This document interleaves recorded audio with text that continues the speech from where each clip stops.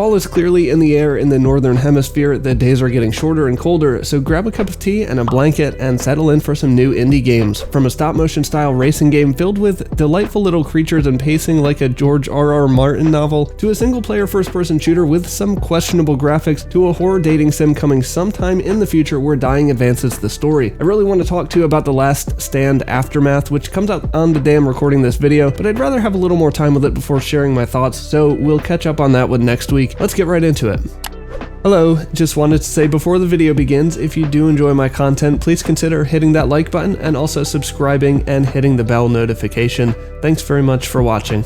Let's start with Pinchcliffe Grand Prix, as it was one of the games I included in my top 10 indies of the month video. This is somewhat of a point-and-click adventure where you follow the characters Theodore, Sunny, and Lambert. I started off with some of the racing trials, and using a wired keyboard for controls, there is actually some input lag. Maybe it's by design to make the clunky-looking vehicles maneuver poorly, I can see that, and it takes some getting used to. But as far as the story mode goes, this game is rough and frankly boring. For a game with the words Grand Prix in the title, it moves about as quickly as a Roman chariot without wheels. Or horses. If you're a Pinchcliffe fanatic, perhaps you'll enjoy bits and pieces, but the dialogue runs about as smoothly as my 95 Mercury Sable, with 5-second hiccups between each character's sentences, and once you click on an action to move a character, if he completes it on the first try and doesn't bumble around like a buffoon, count yourself lucky. It seems the developers have opted to stretch the length of the game by introducing drawn-out conversations and actions repeated by multiple characters. I played for about 15 minutes and didn't even get through the opening dialogue and tutorial. This is a point-and-click game, not Age of Empires. Does Pinchcliffe Grand Prix do some things right? Sure. The vehicles are interesting and funny to look at. The world building and 3D character models are well done, but you just have to sit through so much slog to get to the goods. It's like watching 30 minutes of cinema trailers just to watch a YouTube short. And Pinchcliffe Grand Prix is $35 US. I don't like to include negative reviews in these updates, but since this was one I spoke highly of in my preview video, I figured I owed it to you to warn you. Moving on. Bright Memory Infinite is the continuation of Bright Memory, which came out last year, to many complaints that the game was not long enough or fully fleshed out as it should be, so the one-man dev team at FYQD Studio went back to work on it, adding more content and storylines. It plays like an action shooter with a strong focus on your melee attacks too, with your shiny sword. The plot is somewhat standard, with our main character being dropped behind enemy lines and often needing to sneak about and use cover to get through dicey situations, but where Bright Memory Infinite shines most is in its sci-fi aspects. From the exosuit, which powers grapple and EMP attacks, to the black hole in the sky, which from time to time will cause ancient guards to arrive and try to behead you. If I haven't convinced you to play yet, perhaps these will do the trick?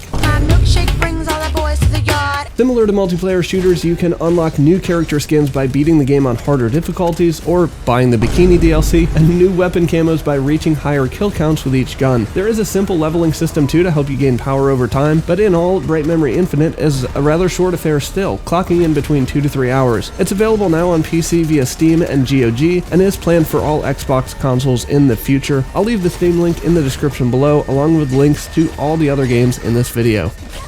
A new and flavorful genre which has been growing recently is cooking games, from the party style of Overcooked to the recent cooking sim Recipe for Disaster, but our next entry, Epic Chef, feels more like a culinary combination of Fable and the LEGO franchises, with a side of anime and searing humor. So pretty much a lot of things that I enjoy. You play as Zest, an up-and-coming chef new to the area who has just bought his first home, sight unseen, and it's the village eyesore, actually a haunted house. The main story honestly takes a backseat for me most of the time because there are many areas to explore, people to meet, and ingredients to collect and grow on your own farm. There's light crafting as well, but the most fun aspect for me is the cooking, where you'll combine up to 3 ingredients, stirring and shaking the pot along the way to get just the right amount of aroma and taste, and whenever you eat, you'll gain experience. Cooking also unlocks more of the story, as you'll need to show your skills to some culinary connoisseurs, like a Pegasus Unicorn hybrid, and take down the opposing chef simultaneously. I meant to only sit down for a preliminary play session, but I got lost in the sauce for several hours. It is surprisingly delightful. If you like open world RPGs, especially those with a dash of wit and a heavy dose of meta references, I highly recommend you play Epic Chef, available on PC via Steam and all consoles. A longtime member of our indie game community, is also a fantastic developer, and if you enjoy horror games, feast your eyes on Anglerfish, coming sometime in the future. You may recognize the developers John and Maria from Professional Villains, as I've had them on to chat previously about their game The ER Patient Typhon. Anglerfish is part psychological horror, part dating sim, and all parts creepy. Anglerfish appears to be the name of a dive bar where singles mix and mingle, hoping to find the one. You and your mates are out for a bachelor party, or stag do, as my European mates say.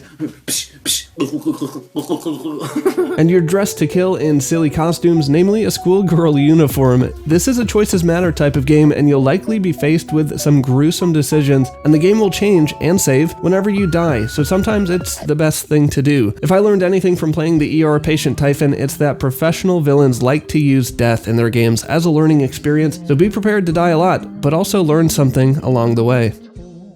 Check out this video on the left for another one of my favorite games this year, or watch the playlist on the right for 10 great indie games from every month. See you on the other side.